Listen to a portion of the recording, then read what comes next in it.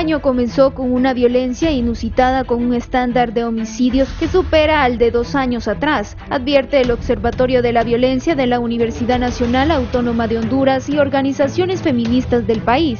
Y no es para menos. En 11 días de enero se registraron 3 masacres y un femicidio diario en el territorio nacional. Diversos estudios y criterios de entes internacionales sostienen que Honduras es uno de los países más peligrosos para ser mujer. El año pasado fueron asesinadas 380 hondureñas y la cantidad de desaparecidas sigue en aumento. La Organización Mundial de la Salud define el femicidio como el asesinato intencional de una mujer por el hecho de ser mujer, aunque en Honduras difiere de tendencias nacionales en América Latina, pues una importante proporción de los casos corresponde al femicidio íntimo, es decir, ejecutado por la pareja o la expareja. A 7 días que el Poder Ejecutivo tenga rostro de mujer, con la toma de posesión de la mandataria electa Xiomara Castro de Celaya, la primera en asumir tan alto cargo en la historia del país, el número de homicidios y el ensañamiento contra las féminas muestra que el nuestro es un país de mayor peligro para el género. El número de emergencias 911 y la Fiscalía de la Mujer coloca al hogar en el principal espacio de muertes violentas de mujeres y femicidios,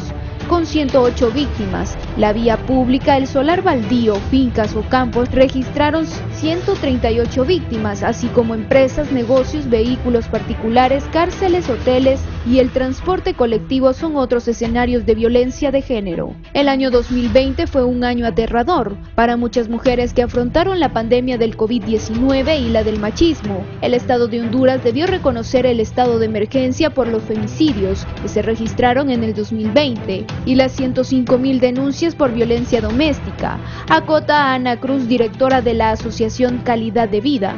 En 2017, según el Observatorio de la Violencia de la Universidad Autónoma de Honduras, 41% de las mujeres y niñas asesinadas presentaron signos de mutilación, desfiguramiento y una crueldad que sobrepasaba lo necesario para quitarles la vida. La red catrachas.org monitoreó la muerte violenta de 249 mujeres desde inicios del 2021 al 27 de septiembre del mismo año, siendo el departamento de Cortés con más casos, 49 en total, seguido de Francisco Morazán con 45, luego Lancho, Atlántida, Lloro, Copanco, Mayagua, Islas de la Bahía, Lempira, Santa Bárbara y Colón. El 95% de los casos de femicidios están en la impunidad y solo 4 a 5% está judicializado, apunta el médico forense Yulisa Villanueva.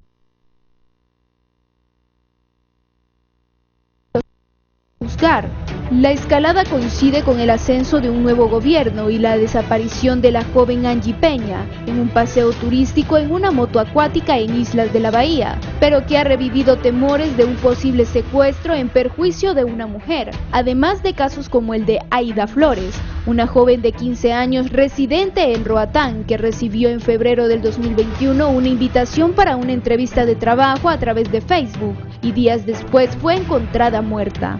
El de Keila Martínez Rodríguez, estudiante universitaria de enfermería que apareció muerta por asfixia mecánica bajo custodia policial en La Esperanza, Intibucá, en febrero del 2021. O el deceso de Claudia Ninosca Peraza, conocida en TikTok como Daniela Peraza, asesinada de un disparo en San Pedro Sula Cortés en septiembre del 2021. Karen Suyapa Lara Zamora, de 49 años, asesinada de machetazos en Tocoa, Colón. Berta Cáceres, ambientalista y cofundadora del Consejo Cívico de Organizaciones Populares e Indígenas COPIN, Premio Goldman de Medio Ambiente, asesinada a balazos en marzo del 2016 en La Esperanza, Intibucá. Y el de María José Alvarado, Miss Honduras Mundo, y su hermana Sofía Alvarado, asesinadas en 2014 en La Arada, Santa Bárbara, entre tantas víctimas de la violencia machista en el país.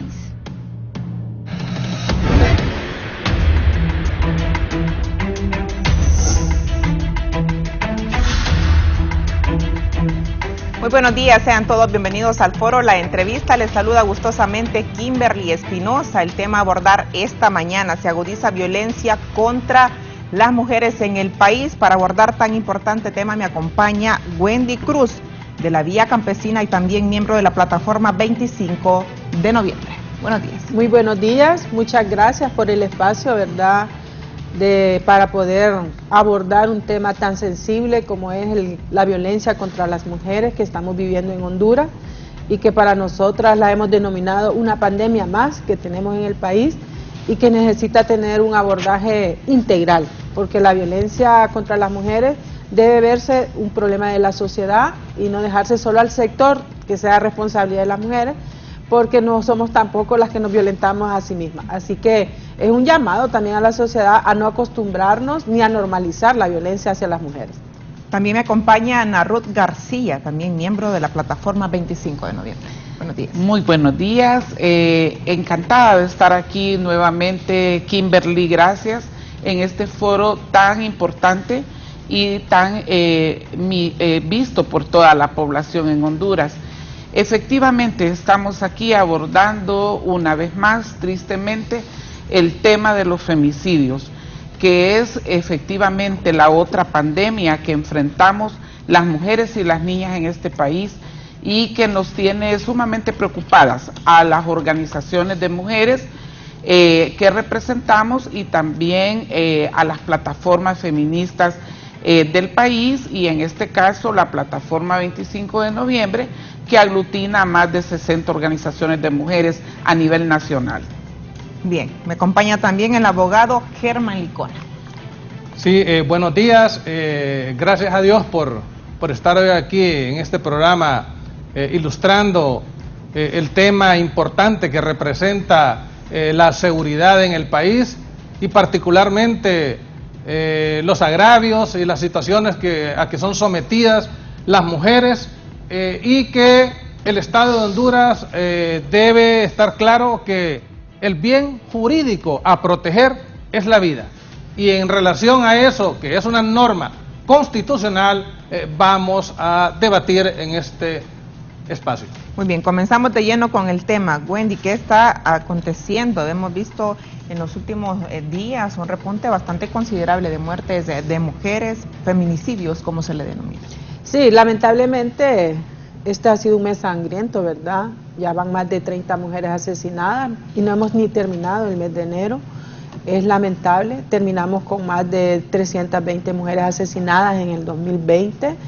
Eso significa una agudización de los niveles de femicidio que tenemos en el país, más de 6.500 mujeres asesinadas en los últimos 11 años. Yo creo que, como decía, no quiero acostumbrarme a hacer que seamos estadísticas en este país. Yo creo que las mujeres merecemos mejores condiciones de vida, y el tema de la violencia contra la mujer, imagínense, somos el tercer país del mundo más desigual por la violencia contra las mujeres. O sea, hay que verlo desde ese punto de vista. El impacto de la violencia contra las mujeres es un impacto a la sociedad hondureña en general y es una responsabilidad. Muchas veces se dice que no se trata el tema como un problema de sociedad. Ese es un grave problema. Tenemos que hacer un tratamiento holístico del problema de la violencia contra las mujeres, y eso se debe también a los problemas de acceso a la igualdad. Debemos de tener oportunidades las mujeres de desarrollo en el país, de integrarnos en espacios de toma de decisión para realmente luchar contra este flagelo, porque no es posible que de más de 6.000 femicidios que hemos tenido en los últimos 11 años, el 96% se encuentra en la impunidad.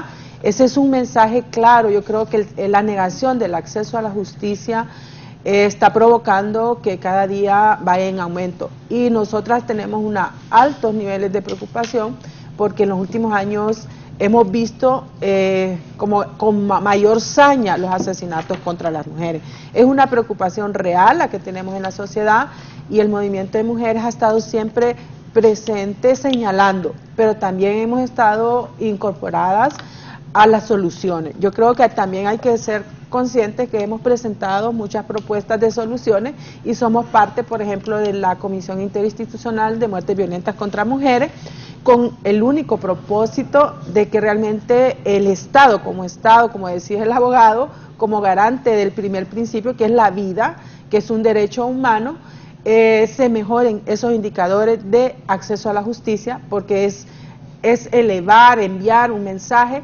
de que el Estado de Honduras no va a permitir ninguna muerte y que deben de ser castigados los que han perpetuado estos asesinatos. Muy bien, Ana. Bueno, desde Ecuménicas por el Derecho a Decidir, que es la organización que orgullosamente dirijo, tenemos tristemente datos. Nosotras manejamos un monitoreo, ¿verdad?, y observatorio de medios. Estamos todos los días constantemente, tenemos un equipo que se dedica específicamente a esto, monitoreando cada muerte de cada mujer. Bueno, increíblemente nos preocupa que el año 2020 cerramos con una estadística de 311 mujeres asesinadas por este tema de femicidio, que es un problema serio también de salud pública, muy serio. O sea, este es un problema que tiene que preocupar a toda la sociedad y integralmente, no solo a las mujeres.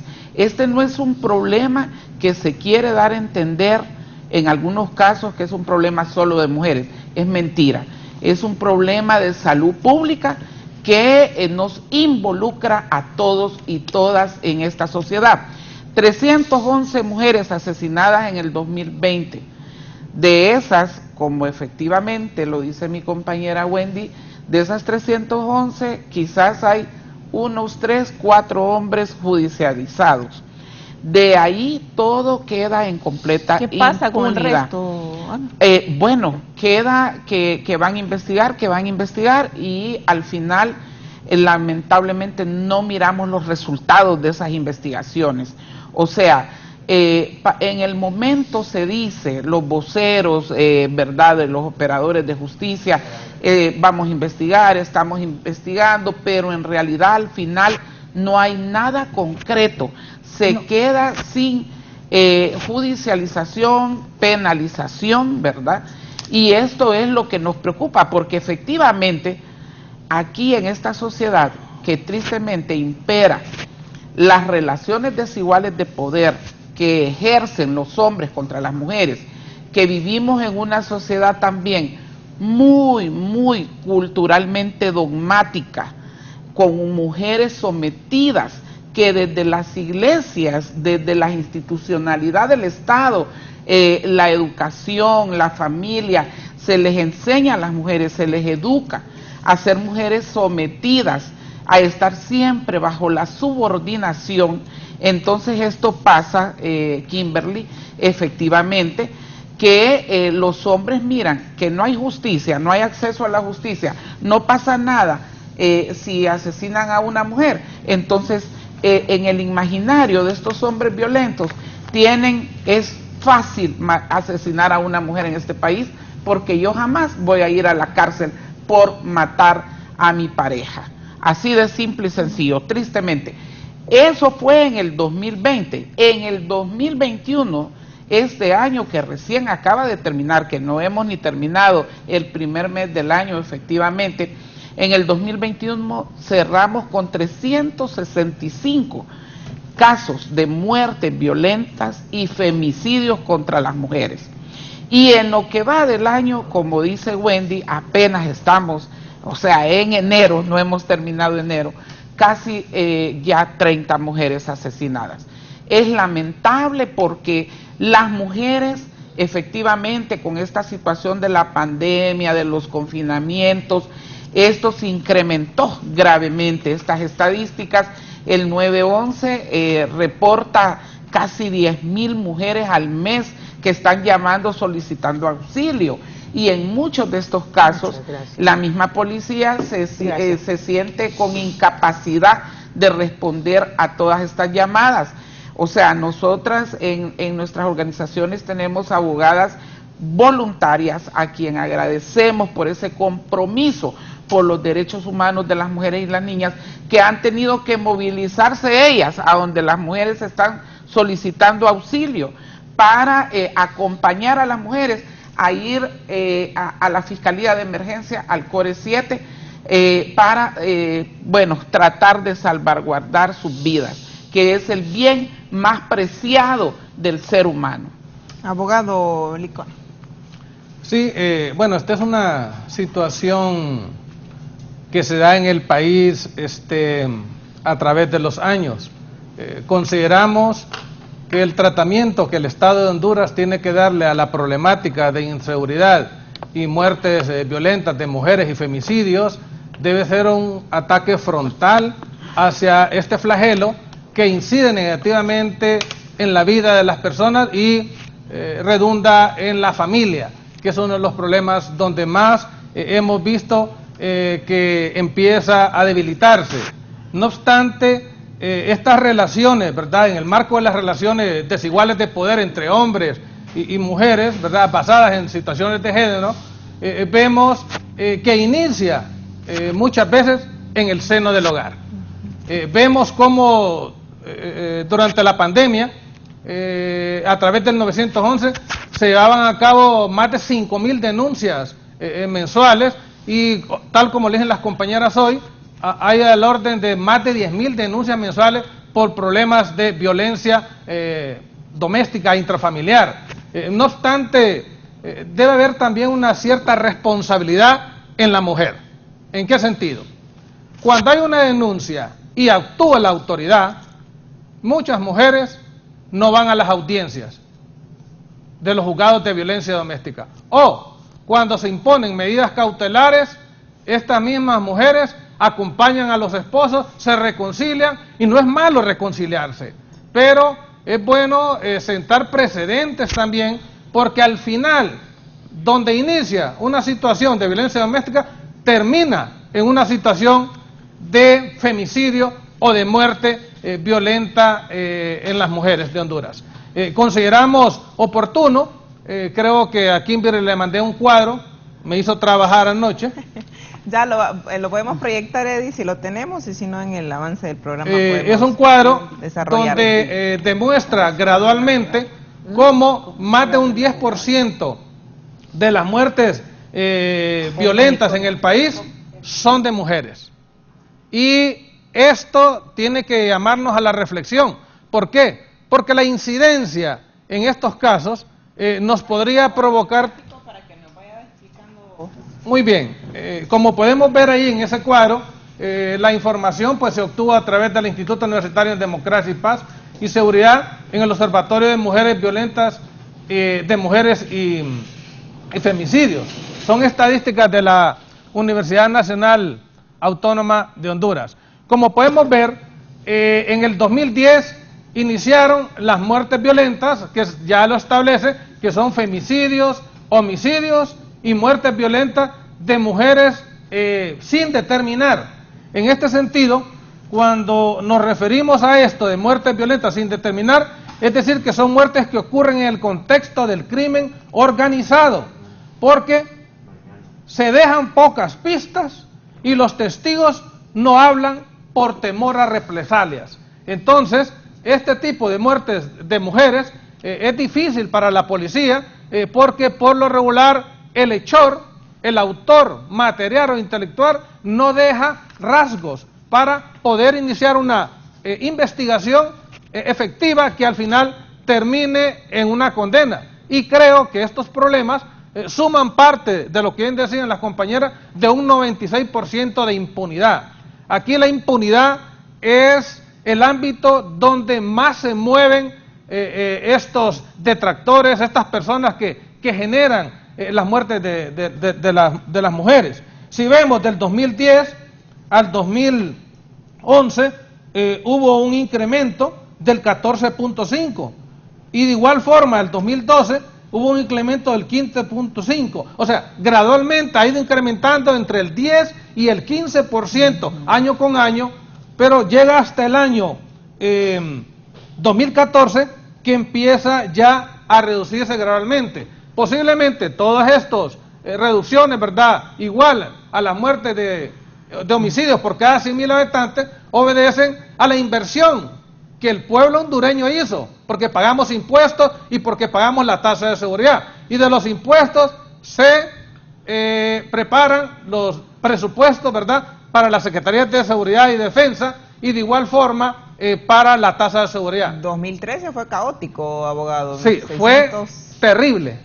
Fue terrible el 2013, pero ya con la inversión que se hizo también a través de la tasa de seguridad, vimos que ya los presupuestos de defensa y seguridad que andaban en el orden de los 2.000 millones de lempiras, se incrementaron, hoy actualmente andan en el orden de los 7.500 millones de lempiras. Entonces, esta estadística nos demuestra también que si comparamos la tasa nacional de muertes violentas de mujeres y femicidios por cada 100.000 habitantes en relación a los homicidios por cada 100.000 habitantes, vamos a ver en el último cuadro que de esas muertes que se dan o que han ido reduciendo cada año, casi un 20% son femicidios y muertes violentas de mujeres.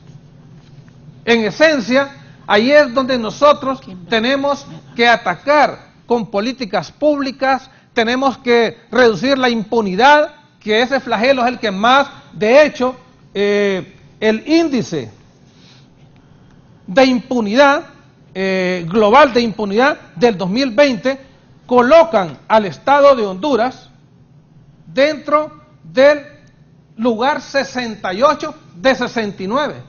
Solo por arriba, solo Tailandia, que es el último lugar, y luego sigue Honduras. Entonces, no podemos nosotros seguir, y qué aspectos, qué factores son los que se consideran para estos niveles de impunidad. Pues está la desigualdad, porque ya hablamos, como lo dice aún el artículo 208 del Código Penal, que tiene que ver con el femicidio, establece que esas relaciones de poder entre hombre y mujer se dan muchas veces por la desigualdad que hay en el sistema.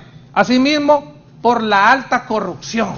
Miren, si los recursos son sustraídos ilegalmente, de forma arbitraria, cuando se violenta el Estado de Derecho, cuando no se ponen límites al Estado de Derecho, es lo que tenemos aquí. Una corrupción alta y una impunidad alta generan muertes. Y esas muertes las vemos nosotros particularmente en este tema de los feminicidios y de las muertes violentas de mujeres. También los límites de la justicia, los derechos humanos y el desarrollo económico insuficiente, porque hasta en eso Honduras tiene un índice de desarrollo humano, ¿verdad?, bastante alto en relación al fondo del abismo, o sea, de atrás para adelante. Ya no podemos nosotros ser los primeros lugares en la problemática mundial. Tenemos que sentar precedentes, tenemos que establecer los mecanismos, las políticas públicas, y tiene que haber una reorientación de las propuestas que tengan las autoridades actuales en relación a atacar este delito. Muy bien, Ana. Con mucho respeto, ¿verdad?, haciendo referencias de algunos puntos que mencionó el abogado Germán Licona, en cuanto a que las mujeres muchas veces son culpables. Con mucho respeto quisiera mencionar que eso no es así. ¿Por qué no es así? Porque queda esa sensación, Ana, cuando lo que decía el abogado, o muchos pensamos de esa forma, quizás porque no podemos leer un poco la ley o porque no entendemos el contexto de lo que está aconteciendo, de que volvés con quien te golpea. Entonces dice, le gusta, piensa, hasta uno ha pensado eso, ¿verdad? Sí. O se ha acostumbrado a vivir de esa forma. Bueno, una de las cosas que este tema de la violencia contra las mujeres es bien profundo, Kimberly, ¿verdad? No es insuficiente el tiempo del programa para abordar este tema, precisamente que es un tema de género, de las desigualdades, efectivamente, como el abogado lo acaba de abordar. Sin embargo, la violencia contra las mujeres es sistemática, estructural, también tiene que ver mucho la institucionalidad. ¿Quiénes son las instituciones? El Estado, la familia, efectivamente, como lo mencioné al inicio, las iglesias, el sistema educativo, o sea, todas estas instituciones como que van abonando a que las mujeres sean mujeres sumisas, sometidas, sean mujeres que tengan hasta temor de precisamente, como lo dijo el abogado, de ir a interponer una denuncia. ¿Por qué? Porque también, bueno, imagínese usted, una niña que la han criado, que ha crecido bajo la violencia, que su propio padre, hermanos la maltratan, le pegan, la castigan físicamente. O sea, es una niña que va asumiendo que esto es normal, que esto es normal, que si ella se equivoca en algo es normal que la castiguen, es normal que la golpeen, que la maltraten, porque así ha sido educada y formada. En la escuela lo mismo, este sistema educativo es sumamente deficiente. O sea, ¿qué se les enseña ahorita en estos momentos en educación? A orar, a leer la Biblia. No digo que eso sea malo, porque aparte yo soy teóloga y pastora, eso no es malo, pero cada cosa tiene su espacio. Eso es en la iglesia, en el hogar, y aún la iglesia tiene ese desafío de asumir con responsabilidad este tema de violencia contra las mujeres, que no es un simple tema, es una cuestión de salud pública. Correcto. Pero que aparte de que es una cuestión de salud pública, también la iglesia debe de enseñar a las mujeres y de acompañarlas. O sea, ya esos discursos de que siga orando, que ese hombre va a cambiar, tenga fe, arrebátelo. No espiritualicemos todo, eso es una mentira. Un hombre que es violento la va a seguir maltratando, la va a seguir golpeando, o sea, de por vida. Es bien difícil que eso suceda, Kimberly, que un hombre cambie, porque quizás son patrones también culturales y patrones que han venido desde su niñez. Los también hombres desde el mismo hogar. Exacto, desde el mismo hogar, al mismo punto de inicio. El hogar, la familia, como dijo el abogado, es importante y mirarlo así integralmente. La educación, el Estado que no hace nada, porque vaya, por ejemplo, los departamentos más violentos ahorita, donde se están mirando y profundizando los femicidios, Francisco Morazán, como siempre, Cortés, como siempre, y Olancho. ¿Por qué? Porque lamentablemente Olancho, que es un departamento al que amo y respeto a mis olanchanos, ¿verdad? Mi madre era olanchana, mi esposo es olanchano. Yo quiero decirles que lamentablemente es un departamento sumamente violento. Ahí todo se arregla con las armas. Ahí no hay diálogos. Ahí es bien difícil. Nosotras hemos tenido que sacar mujeres de Olancho, desplazarlas, precisamente por este tipo de violencia, porque el hombre allá, o sea, aparte de los golpes de un solo, le pone la pistola en la cabeza, ¿verdad? La amenaza con los hijos, con quitarle sus hijos, con dejarle en la calle, o sea, una violación sistemática de sus derechos, una violencia gravísima. Entonces, ¿qué sucede? Todas estas cuestiones, Kimberly, el Estado también es responsable, porque el Estado debe tener una currícula de estudio con enfoque de género. Y estudiar también exacto, el patrón del quien agrede. Claro, con perspectiva de género. ¿Por qué? Porque se formaría al niño desde el enfoque de la masculinidad, por ejemplo. Sí. El ser hombre no es ser un macho, machista, golpeador, asesino. No, correcto, eso no es ser hombre. O sea, ¿cómo es ser hombre? ¿Cómo es? Yo miro... No agarró una escoba, dicen muchos ahí en la... No. Pero las madres es compartir todo, es compartir todo, efectivamente, sí, Kimberly, no solo los roles. Sí. O sea, es algo equitativo. O sea, yo acabo, y disculpen que diga esto aquí en un programa televisivo, de cumplir 25 años de matrimonio, pero yo le doy gracias a la vida, gracias desde mi fe, que tengo una pareja que a pesar de ser olanchano rompe todos los esquemas.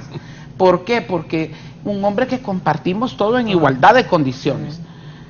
O sea, trabajamos, empujamos la carreta juntos, igual tiene sus roles en la casa. O sea, cocina, lava, plancha, todo. O sea, y eso no le hace pensar que es menos hombre. Correcto. De ninguna manera. O sea, y estamos en todo juntos. Entonces, eso, la masculinidad es muy importante, Kimberly. Como le digo, este es un tema bien profundo que aborda integralmente muchos puntos. Y en cuanto a las mujeres, ya ese esquema de ser sumisas, sometidas, no, enseñémosles desde niñas a ser unas mujeres, empoderarlas en todos estos temas de salud pública, la salud sexual, o sea, con toda transparencia, quitémonos esos tabúes, esos mitos, porque eso es lo que está dañando y perjudicando la vida de las mujeres, la vida de las niñas, y todo eso las violenta. Enseñémosles a las niñas a cuando alguien las toca, las mira indebidamente, les dice algo que las hacen sonrojar, eso es acoso. Algo que a mí no me gusta, ¿verdad? Eso es acoso. Enseñémosle a hablar, a contarnos que alguien le está haciendo esto, qué está pasando. O sea, empoderemos a nuestras hijas. Lamentablemente, abogado, todas estas violencias se dan en la familia. En el seno del hogar. En el seno del hogar. Las violaciones sexuales, los abusos sexuales, todo, o sea, el 95% de las agresiones sexuales son por los mismos hombres de la casa, el papá, el hermano, el tío, el primo, el amigo del hermano que se lleva ahí en la casa, en fin.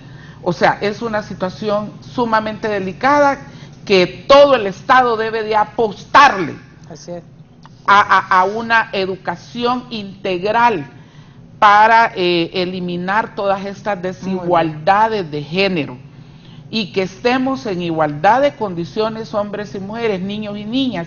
De eso se trata el género. No es un tema, como dicen por ahí, estigmatizado, que es un tema que queremos que el libertinaje, ¿verdad? Porque así lo interpretan. Muchas veces dicen la liberación femenina, y si ustedes querían esto, querían igualdad. No, sí, se confunde, creo, también ese término. Se ha confundido el término de la liberación. Yo creo que cada persona, la misma palabra lo dice, ¿verdad?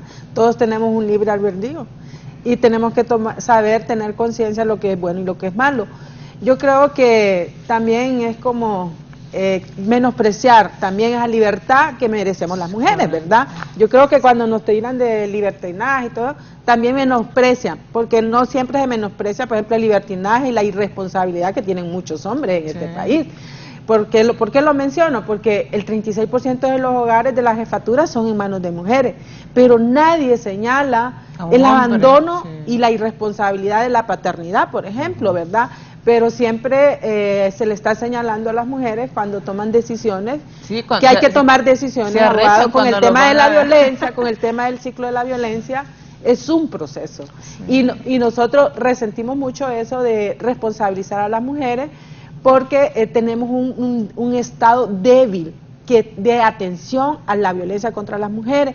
Precisamente en ese marco el Estado ha abandonado prácticamente, y una de las exigencias del movimiento feminista ha sido cómo fortalecemos las unidades de investigación de muertes violentas contra mujeres, cómo mejoramos, hemos solicitado al Poder Judicial que amplíe la cobertura, por ejemplo, de los juzgados especializados en violencia doméstica. ¿Por qué? Porque siempre estamos en los juzgados de paz, pero muchas veces esos juzgados de paz no tienen toda esa diversidad de atención.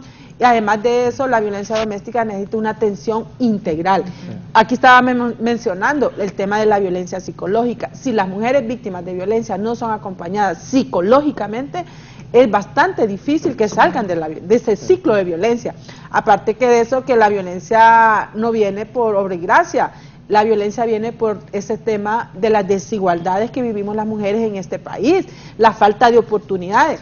Yo estaba de darle seguimiento con el tema del empleo de las mujeres, y nosotras lamentablemente las mujeres somos las que menos acceso al empleo tenemos en este país, y aunque somos ahora hoy en día somos las que más estamos estudiando en las universidades.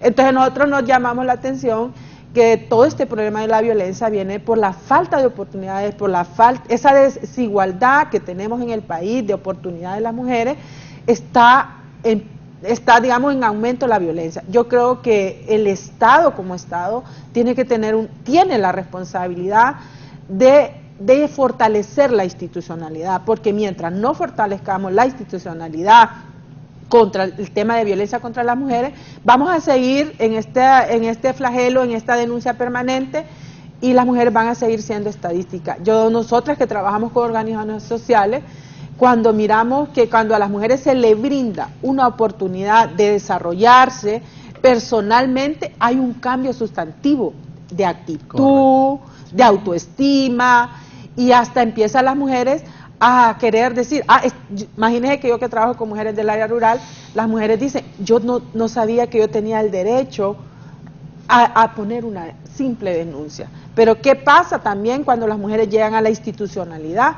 Mire, ir a poner una denuncia, las que hemos pasado por esos procesos, es bastante frustrante, porque primero, por ejemplo, en el área rural, las mujeres no cuentan ni siquiera con recursos para movilizarse a poner una sola denuncia. Llegamos a poner las denuncias y ¿qué pasa? Que vaya a hacerse el examen acá, que vaya, mire, y que si no va con los moretes, no, tampoco.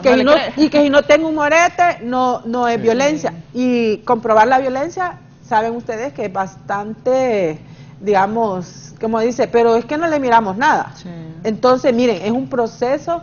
Y yo creo, como decimos nosotros, con una metodología que llama caminando en tus zapatos, si no estamos en los zapatos de esas mujeres que están sufriendo violencia, es bien difícil.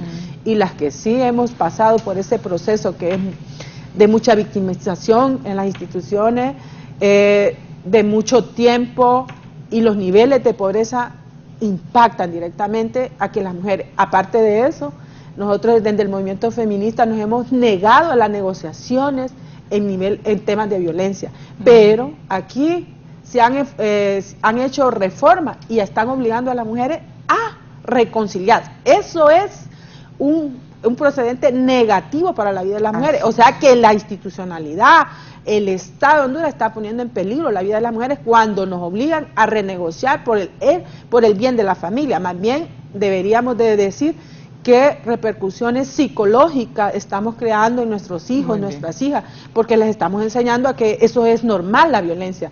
Yo creo que aquí, por eso yo mencionaba al inicio, necesitamos atender la violencia doméstica desde un nivel holístico, donde realmente apuntemos desde esas desigualdades que vivimos las mujeres en este país.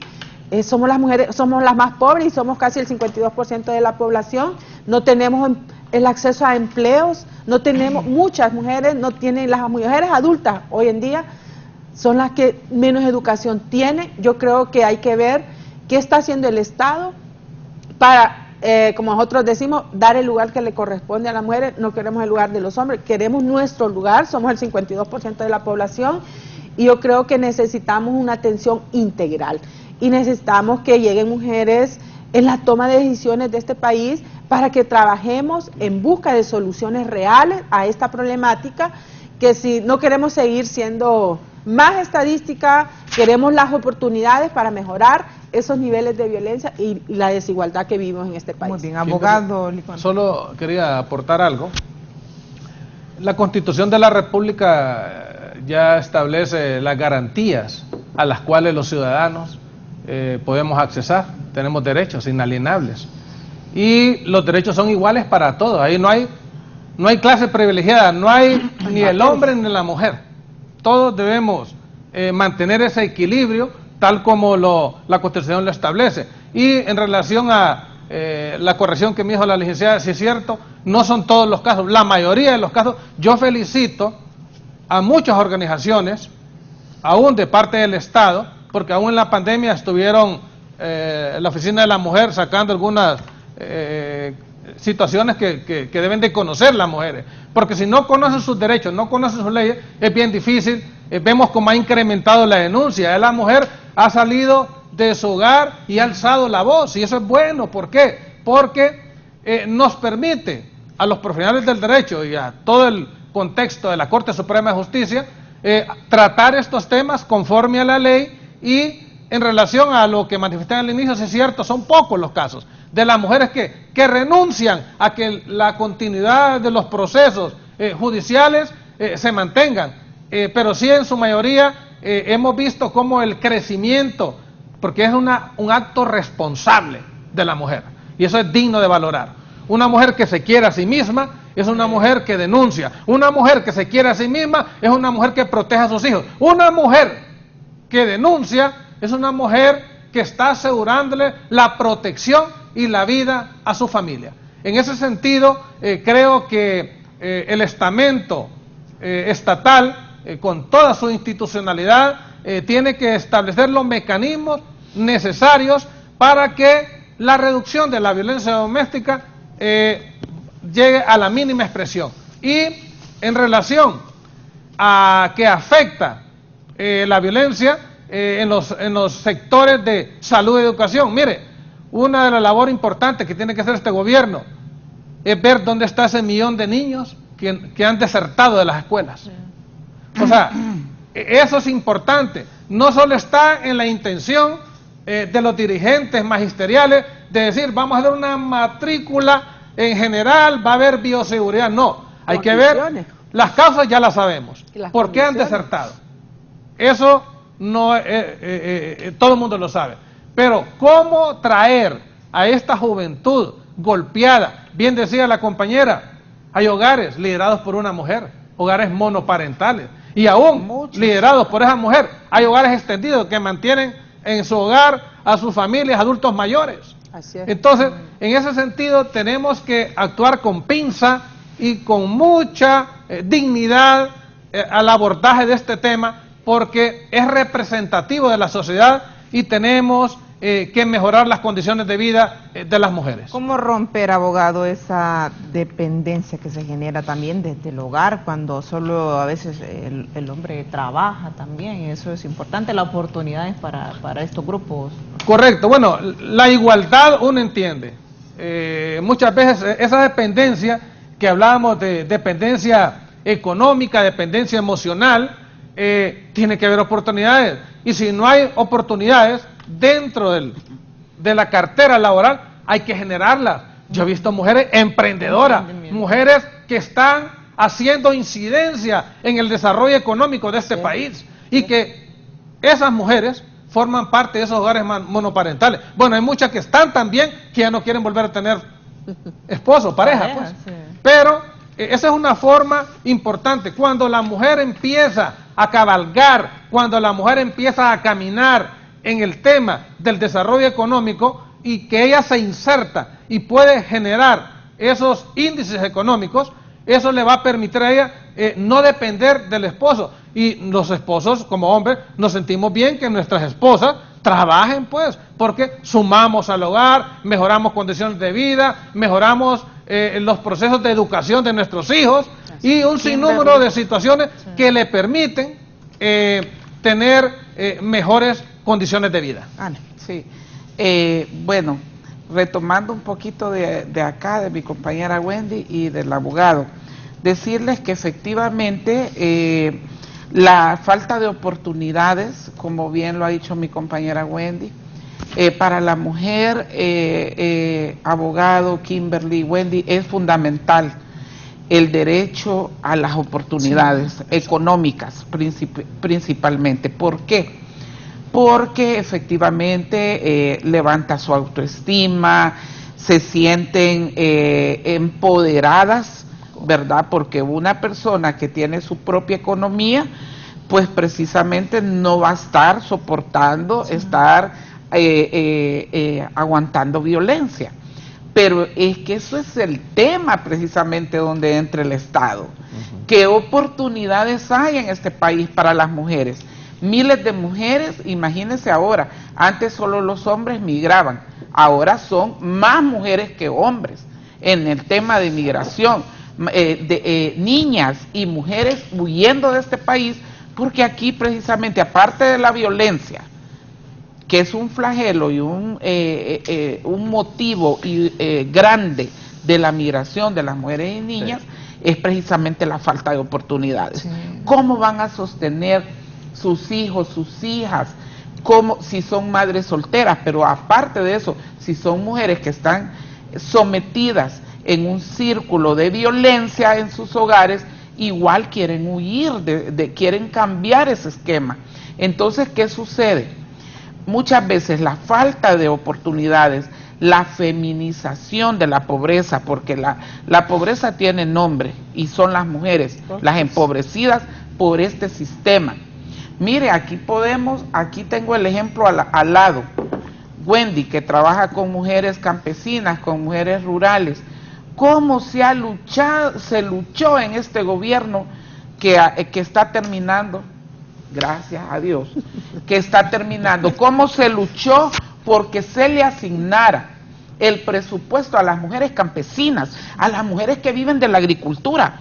¿Por qué solo se financia en este país a ricos y poderosos y de remate les condonan la deuda? Ahorita que están saliendo condenadas las deudas, y a las mujeres no se les puede acreditar, vaya, 30,000 lempiras para que compren sus semillas, sus fertilizantes, no se les puede proveer de tierra. O sea, estamos hablando de migajas, Kimberly, estamos hablando de migajas. ¿Por qué a las mujeres se les trata así, con esas desigualdades sociales en esta sociedad? ¿Por qué no se les dio la asignación? Se les aprobaron 30 millones. Hasta la ministra esta, que gracias a Dios, que le vaya bien, la ministra esta de Finanzas, les negó esa asignación a las mujeres campesinas, una mujer violentando a miles de mujeres en este país. O sea, mujeres que quieren sembrar la tierra, que tienen toda la energía y el ánimo de trabajar y salir adelante y sacar adelante este país, porque somos las mujeres las que sostenemos la economía del país, a pesar que se nos niegan las oportunidades. ¿Cómo? Por esos trabajos de cuidado que hacemos en el hogar, en la familia. Allí sostenemos este país, la economía de este país. Entonces, ¿qué sucede, Kimberly? Y disculpen, yo soy muy apasionada de estos temas. Se les niegan las oportunidades a las mujeres. Entonces la mujer tiene baja autoestima, no tiene salud, no tiene educación, sus hijos muriéndose de hambre, no encienden el fogón porque no tienen ni tan siquiera para el maíz para hacer las tortillitas y comérselas con sal. Eso no es digno, por el amor a Dios, eso no es digno para ninguna mujer ni ninguna niña en este país. Entonces la falta de oportunidades, la feminización de la pobreza, lo que dice Wendy, están obligando en los juzgados. En los juzgados obligan a las mujeres a reconciliar.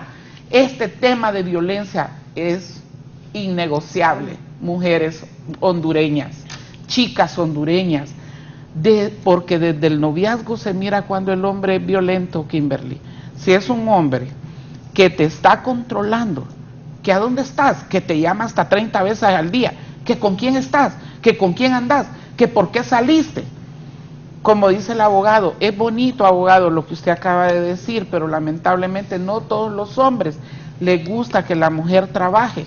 Las que tienen pareja, pues, las que tienen un hogar.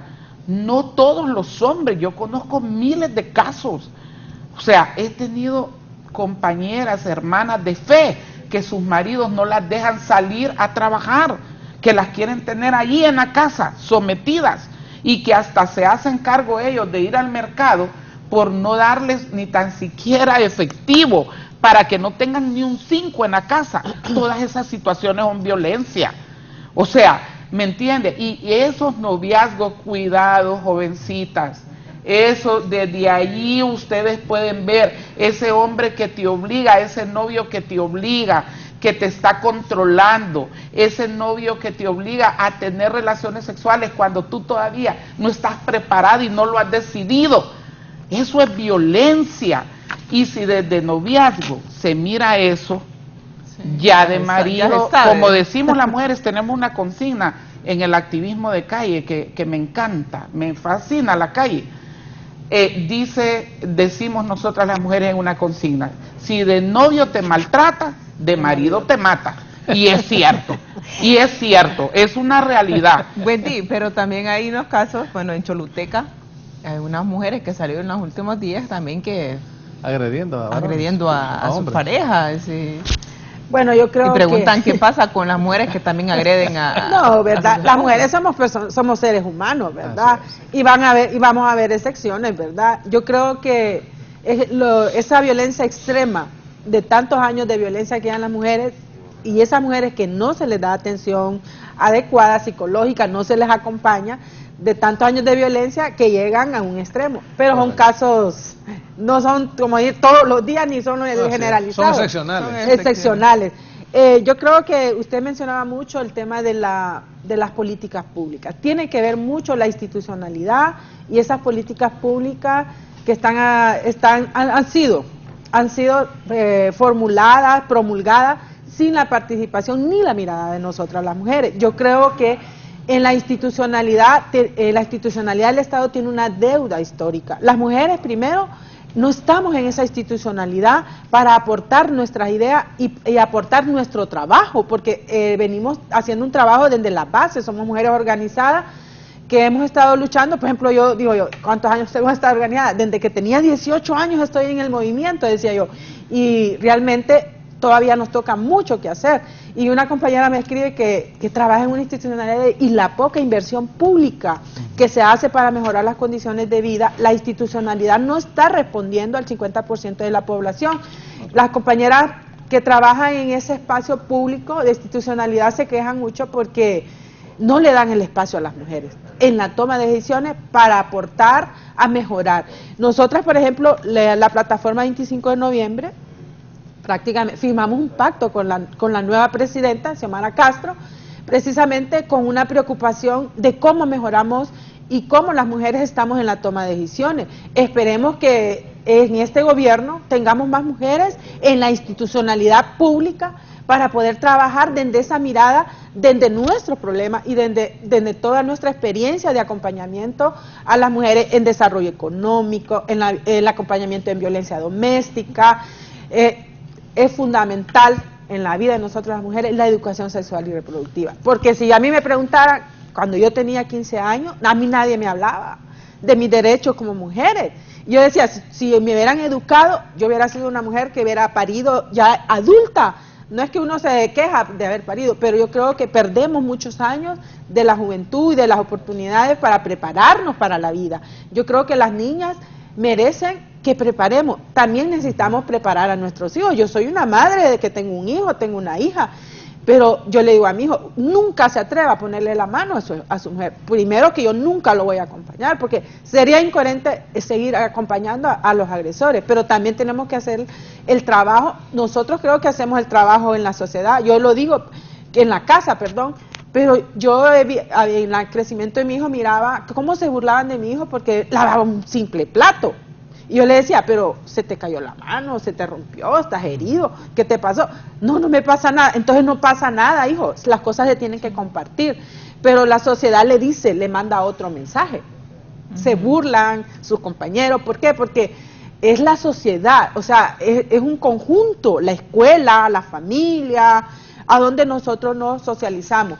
Ante eso, nosotros como plataforma hemos trabajado 7 puntos importantes para trabajar en el próximo gobierno, que esperamos toda la apertura. Sinceramente estamos esperando que exista esa apertura para trabajar de las manos con las que sentimos el problema, con las que están viviendo ese flagelo. Porque yo que trabajo con el área rural, mirar a miles y miles de compañeras que salen con sus hijos porque no tienen otra forma yo tengo compañeras desplazadas porque han estado luchando por la tierra. Aquí en Honduras, de cada 100 mujeres, el 86% no tiene tierra. Han sido criminalizadas de una forma brutal, que han perdido hasta su vida, muchas de ellas. Se han sido desplazadas porque no pueden encontrar un trabajo, no tienen acceso a cómo mejorar las condiciones de su vida, de sus hijos e hijas. Y las mujeres salen por eso de este país, por violencia o porque no pueden mejorar las condiciones de vida. Yo creo que la falta de oportunidades, hasta el tema de acceso a la educación, la calidad de educación que recibimos las mujeres, por ejemplo, en el área rural, es precaria. Y eso nos condiciona nuestras vidas y nuestro desarrollo personal. Ante eso, después, bueno, creo que va a ser una pausa, Kirmer. Sí. Les vamos a comentar los 7 puntos que tenemos de propuestas. desde de la mirada de las mujeres, que esperamos tener toda la apertura del mundo para poder trabajar estos 4 años y ver realmente reflejado. Nosotros queremos indicadores y queremos exigirles a los funcionarios públicos que trabajen por resultados, y queremos inversión en política pública dirigida con indicadores de género hacia las mujeres. Bien, vamos a ir a la pausa y al retorno nos va a decir el abogado sobre estas reducciones o ablandamiento de penas en crímenes contra las mujeres y menores de edad que ya tipifica el nuevo Código Penal. Ya volvemos.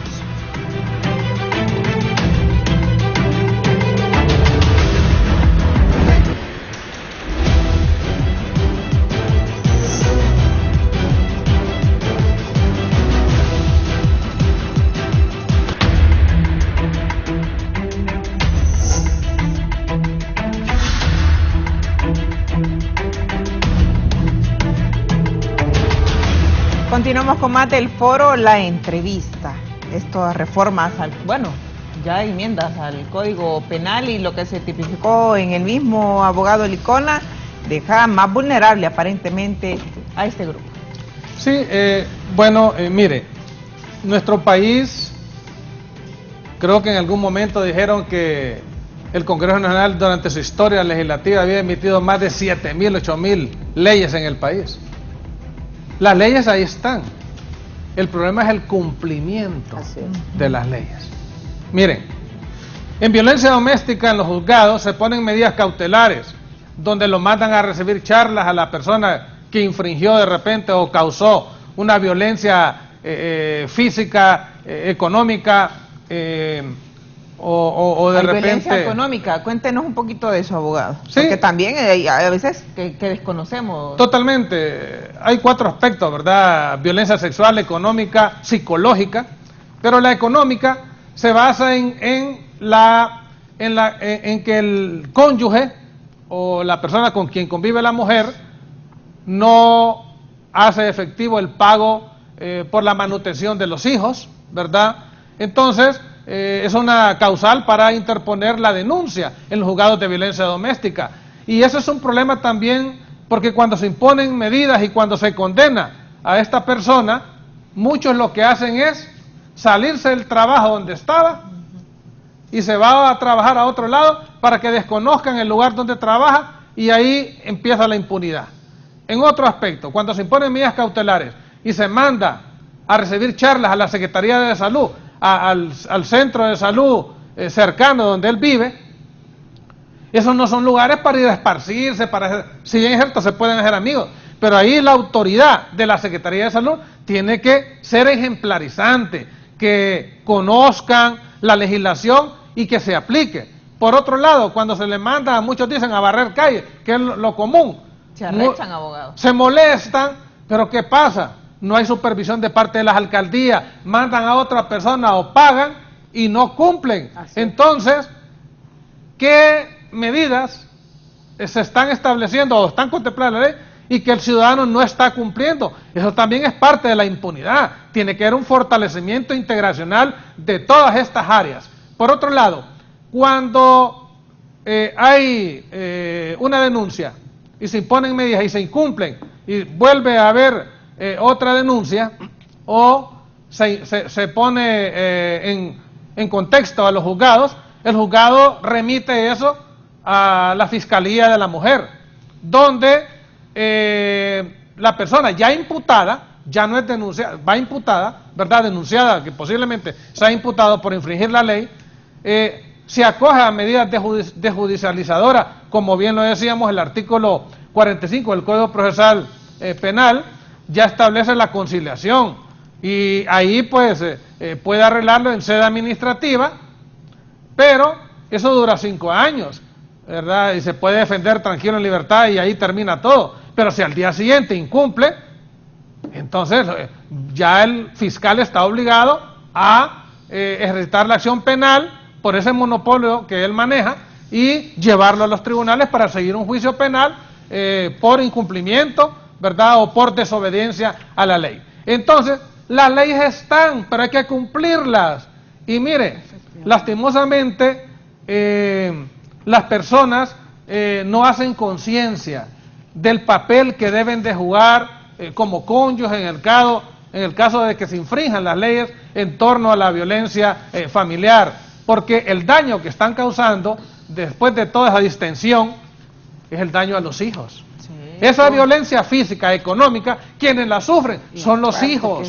O sea, y es un vicio, como decía, es un círculo vicioso que en realidad no va a tener fin. El día de mañana que estos jovencitos vayan creciendo, van a hacer lo mismo que ellos, a lo que ellos fueron sometidos porque vieron el reflejo en sus padres. Entonces, hay que romper ese círculo vicioso aplicando las leyes, y los que tienen que aplicarla, los que tienen que supervisar las medidas que establecen los juzgados de violencia doméstica, tiene que haber una supervisión, porque si solo le damos la titularidad a esta persona para que ejercite la capacitación, y más bien llega un momento de esparcirse y al final ni van porque los anotan, entonces tiene que haber mayor supervisión porque es un acto responsable institucional. Las instituciones tienen que hacer prevalecer ese derecho que la Constitución les ha otorgado. El imperio de la ley es la que debe prevalecer. Y en relación a que la mujer tenga libertad o libertinaje, miren, la palabra es clara. Todo me es lícito, mas no todo me conviene. Hay cosas que nosotros podemos verlas dentro de nuestra vida personal, pero hay cosas que de repente que nos pueden causar un daño y es bueno apartarse de ellas. Ana. Bueno, realmente uno de los factores, y me gustaría retomar esto que lo mencionó Wendy, es precisamente que uno de los puntos más importantes dentro de este, pues, de luchar contra la violencia, de la lucha contra la violencia hacia las mujeres y las niñas, es precisamente el tema del acceso al sistema educativo con enfoque de género, que fue uno de los puntos del pacto. Así es. ¿Y por qué? Mire, lo que decía Wendy, primero, porque desde niños y niñas se educaría con enfoque de género. Ya tendríamos niñas educadas, formadas, empoderadas de sus derechos. Y en el caso de los niños también, con el tema de masculinidades, reitero este tema porque es muy importante, porque es un tema de toda la sociedad, es integral, y aparte que es un sistema de salud. Entonces, por ejemplo, el ejemplo que Wendy decía, de los niños en los roles domésticos. Miren, no solo los roles domésticos, el sistema educativo. Mi hijo, un ejemplo, mi hijo estudió en la Escuela Nacional de Música. A él le gustó mucho desde el inicio la flauta traversa. ¿Qué le decían todos ahí en la Escuela Nacional? Se burlaban de él los compañeritos. Sí. Se burlaban. Ay, esos instrumentos son de niñas. ¡Juaja, juaja! Bueno, 2 años sufrió bullying porque ese era el instrumento que a él le gustaba. La flauta traversa. Sí. Ese instrumento es de niñas y, en fin, por ahí se iba el bullying. Perdón. Al final, mi hijo tuvo que cambiarse. O sea, sintió tanta presión social que optó por pasarse a percusión, a instrumentos supuestamente de hombres, exacto. Por eso es importante la educación desde el seno de la familia, pero si la familia falla, pues está el desafío del Estado, que es el sistema educativo. Correcto. Una educación con enfoque de género nos cambiaría el chip desde niños y niñas y seríamos personas educadas, formadas, sensibilizadas, etcétera, etcétera. Lo que decía Wendy, por ejemplo, el caso del tema de que cuando fuimos niñas, yo recuerdo que mi primera menstruación fue a los 10 años y yo no sabía que era menstruación y qué era lo que me estaba pasando.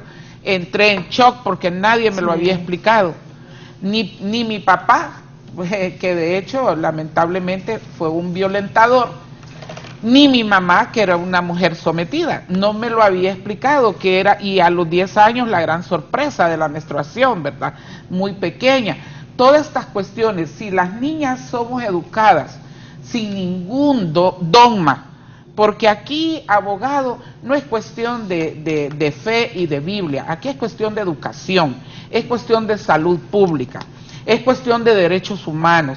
Si las niñas somos educadas desde muy chicas a conocer nuestro cuerpo de la manera más natural, a reconocernos en qué consiste biológicamente nuestro cuerpo, qué es la vagina, qué son las mamas, qué es el útero, igual los niños, qué es su pene, o sea, todo, cómo funciona el sistema reproductivo, cómo funciona, cómo estamos constituidos biológicamente en nuestros cuerpos.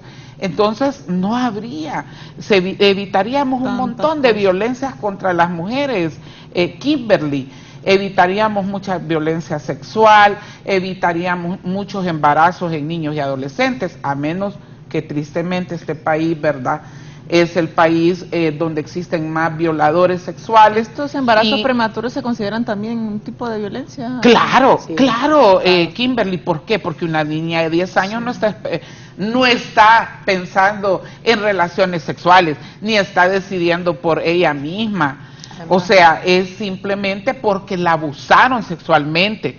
O sea, simplemente no, disculpen por esa palabra horrible, es porque hay un crimen ahí de incesto, de estupro, de violación sexual. Pero hay algunos casos que los niños, por travesuras o por ese tipo también de conocer o de... Por eso es importante la educación, porque ahorita, por ejemplo, en este momento que todo es virtual, que los niños tienen que usar celulares por las escuelas y todo eso, óigame, se ha descubierto en un estudio que hicieron unas compañeras de una organización aliada, Acción Joven, ellas en esa investigación miraron que niños de 7 años ya están mirando pornografía infantil por medio de sus celulares, ¿me entiende? Entonces, eso no es educación sexual, o sea, ojo con eso. Es otra cosa. Exacto, por eso le digo, entonces aquí confundimos las cosas, aquí al derecho de las mujeres de tener una vida libre de violencia, de tomar decisiones por nosotras mismas, al derecho de las mujeres de tener libertad para decidir, para hacer, para crear, para hacer tantas cosas, le llamamos libertinaje. Aquí, al derecho a la educación sexual, creemos que es que estamos promoviendo la promiscuidad, que estamos promoviendo las relaciones, ¿verdad?, infantiles, sexuales, no, por favor, eso de la pornografía infantil es otro tema. Entonces, imagínese usted, a estas alturas, que los niños de 7 años se metan a estar viendo pornografía infantil y los padres creen que están en clases. Por eso es muy importante la supervisión, estamos en un momento bien duro, bien difícil. Esto de la pandemia nos cambió la vida y la existencia. Entonces, por eso es muy importante la educación, pero no una educación basada en los dogmas de fe. No utilizar estas cuestiones dogmáticas, porque más bien desempoderamos en materia de derechos y de salud a nuestros niños y a nuestras niñas. Wendy, los 7 puntos que nos comentaba, por favor. Sí, bueno, yo creo que necesitamos un abordaje integral y necesitamos inversión pública para poder realmente luchar, atacar el tema de la violencia contra las mujeres. La plataforma 25 de noviembre y otras plataformas del movimiento feminista hemos definido hacer un abordaje integral desde el acceso a los medios de vida y los bienes productivos para las mujeres. Mientras las mujeres sigan sometidas económicamente, vamos a seguir lamentándonos los niveles de violencia. La dependencia económica es un factor importante sobre el tema de la violencia contra las mujeres. Por supuesto, ¿verdad?, el abordaje de la violencia contra las mujeres y los femicidios pasa por el fortalecimiento de la institucionalidad del Estado, que en estos últimos 12 años se ha abandonado, y sobre todo la inversión. El abogado mencionaba lo de la tasa de seguridad. No es suficiente tener a los militares, a los policías en la calle. Nosotros necesitamos fortalecer, por ejemplo, los entes de investigación. necesitamos que se instalen los juzgados de violencia doméstica, necesitamos que vuelvan las consejerías de familia en los centros de salud, necesitamos crear comités comunitarios, ahora se está hablando de la policía comunitaria, que se haga desde la perspectiva de género, donde participemos las mujeres, porque las mujeres jugamos un papel fundamental en la comunidad. Yo creo que necesitamos esos espacios donde se escuchen a las mujeres y que las mujeres participan. Esperamos que los comités comunitarios sobre el tema de la policía comunitaria se tome en cuenta la participación de las mujeres. Nosotras les apostamos por los grupos de autoayuda hacia las mujeres. Si las mujeres no tienen un acompañamiento en casos de violencia, es muy difícil que salgan de la violencia, y es un acompañamiento holístico, no como decir, de ir, que tenés que ir allá, tenés que ir allá, buscarle soluciones. Muchas mujeres, nosotros tantos años trabajar con el movimiento, ver mujeres hasta que les han quitado la mano y que tienen que regresar con un hombre porque sus hijos se mueren de hambre, y que el Estado no coerciona a ese hombre para que realmente se aleje. Y muchas veces las mujeres no es que no se quieran alejar, es que no tienen las condiciones para alejarse, ni la institucionalidad nos brinda.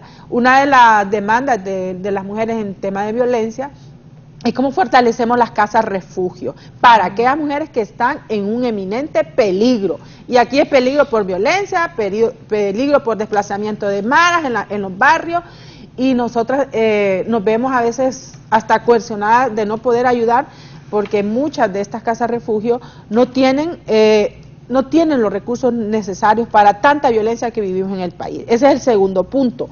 Otro, como mencionaba la pastora, tenemos que tratar la violencia desde una responsabilidad de seguridad ciudadana, que yo mencionaba.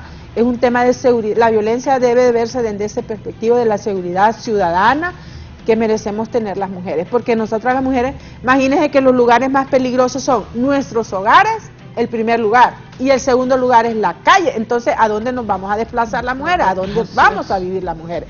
Entonces tenemos que ver desde esa óptica de la seguridad ciudadana.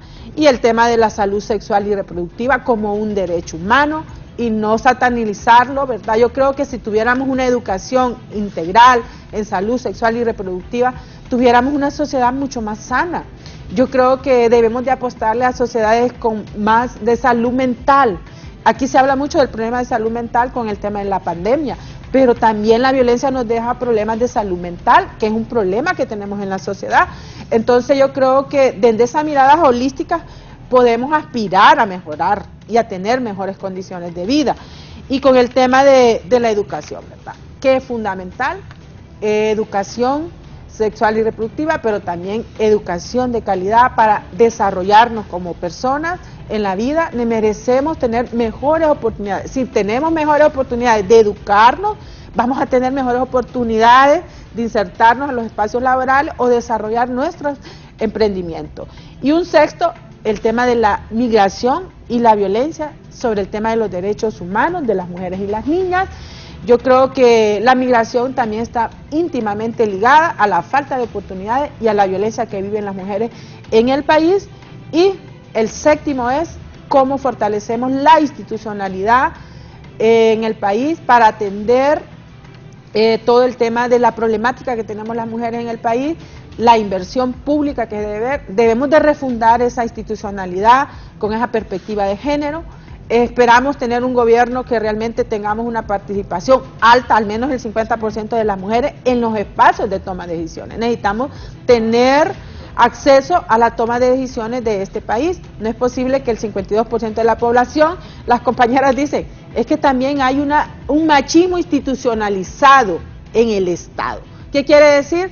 Que la mayoría de las mujeres son excluidas y quienes están tomando las decisiones solamente son la mayoría los hombres. Con todo el respeto del mundo, yo creo que tanto los dos géneros estamos preparados para aportar desde nuestras realidades, desde nuestras preparaciones, pero también desde nuestros propios acompañamientos que estamos haciendo durante muchos años. Ese es como el resumen que nosotras estamos proponiendo al nuevo gobierno. Hemos firmado un pacto, estamos muy ansiosas, ¿verdad? Realmente, porque yo creo que tenemos mucha esperanza, queremos tener cambios en el país, queremos tener esa oportunidad de mejorar nuestras condiciones de vida y de las miles y miles, recordemos, más de 4 millones de mujeres en este país, y que merecemos tener mejores oportunidades. Yo creo que muchas tenemos hijos, hijas, y si mejoramos estas condiciones del 50% de la población, mejoraremos como sociedad hondureña. Muy bien, vamos a nuestra segunda pausa comercial, ya regresamos con más de la entrevista.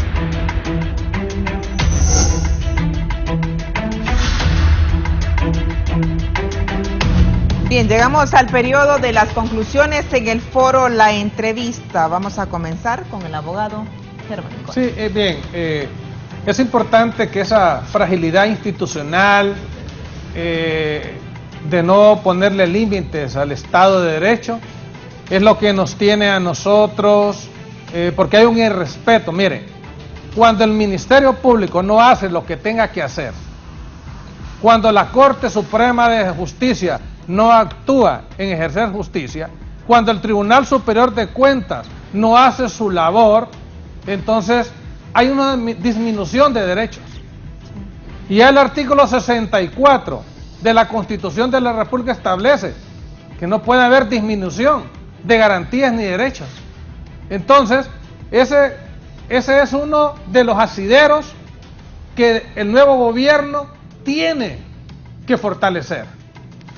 Tiene que llevar a la escogencia, cambiando ese sistema que tienen, porque ahí fueron a concurso un fiscal general que se eligió y no participó en el concurso.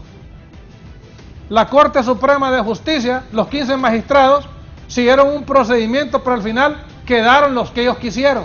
Entonces, la manipulación de las leyes ya no puede seguir reduciendo los derechos y garantías a los ciudadanos de nuestro país. Porque el bienestar, un país donde hay bienestar, no hay estos problemas de incidencia de violencia doméstica y muertes de mujeres y femicidios. Un país que respeta el Estado de Derecho no tiene esas masacres o homicidios colectivos. Un país que respeta el Estado de Derecho no tiene esa bandada, esos desplazamientos forzados de ciudadanos buscando mejores derroteros en otros países. Muy bien, Ana. Bueno, algo muy importante, como hemos comentado tanto acerca de la institucionalidad, me gustaría referirme ayer precisamente, Ecuménicas por el Derecho a Decidir, mi organización, fue invitada a ser parte de la Comisión de Transición de Género en estos momentos que se está precisamente haciendo la transición de este gobierno al gobierno de la nueva presidenta electa, Xiomara Castro Sarmiento. Y efectivamente estamos ahí como organización de sociedad civil y organización de mujeres y feministas, y uno de los puntos que abordábamos ayer con la ministra, ¿verdad?, que debería de ser verdadera ministra, Aminta, del Instituto Nacional de la Mujer, no por ella, que conste, ella, según lo que miramos ayer, los informes y todo, ella pues objetivamente ha hecho lo que ha podido, pero lamentablemente como ese ministerio lo redujeron a una secretaría, ya ella ya no tenía ni voz ni voto. Imagínense bien, ¿cómo es posible que el mismo Estado violente, en primer lugar, era ministerio antes, el Ministerio Nacional de la Mujer, y lo redujeron a instituto nada más como una secretaría? En primer lugar, no era ni invitada tan siquiera, como este gobierno que está recién terminando, creó esos 7 superministerios y excluyó a todos los demás, pues precisamente la ministra Aminta no era invitada ni tan siquiera a las reuniones y por otro lado solo tenía voz y no tenía voto. Desde ahí se mira cómo es tratada la mujer y considerada por este Estado de Honduras y por este gobierno saliente. Desde ahí se miran las desigualdades, la falta de equidad y de igualdad hacia hombres y mujeres. Y como lo dijo Wendy, solo los hombres están interviniendo en las decisiones de país, y este es un gran desafío, un gran reto. El nuevo gobierno de la presidenta Xiomara va a enfrentar muchos retos y desafíos en materia de derechos de mujeres. Sin embargo, no va a ser fácil porque ella tampoco tiene una varita mágica para resolver toda la problemática de este país, pero tenemos esperanza por este pacto que firmó con la plataforma 25 de noviembre en el mes de agosto, ¿verdad? Fue la única candidata presidencial que quiso pues sentarse y escuchar las demandas de las mujeres y firmar este pacto. Efectivamente es un gran reto y desafío, y estamos con la esperanza de que vamos a hacer logros, que vamos a alcanzar logros con esta nueva presidenta, que aparte es la presidenta mujer de este país. Muchas gracias. Bueno, yo creo que estamos con mucha esperanza. Los sistemas democráticos tienen un impacto directo en nuestras vidas, y las mujeres hemos estado en 4 décadas de sistemas democráticos antiderechos. Son antiderechos, tienen una implicación. Estos sistemas están hechos para más bien perpetuar más violencia, más pobreza, más impunidad. Este tema de la corrupción tiene un impacto directo en nuestras vidas. Escasez de inversión en políticas públicas, inversión pública. Es esperanzador que llegue una mujer. Recordemos, más de 60 años de sufragismo en el país, que las mujeres por primera vez vamos a ver ser gobernadas por una mujer. Tenemos mucha esperanza, y creo que Xiomara ha hecho un compromiso, el pacto por las mujeres. Esperamos que eso sea una realidad, que se refleje en la vida diaria de las mujeres común y corriente de este país, que merecen mejores oportunidades.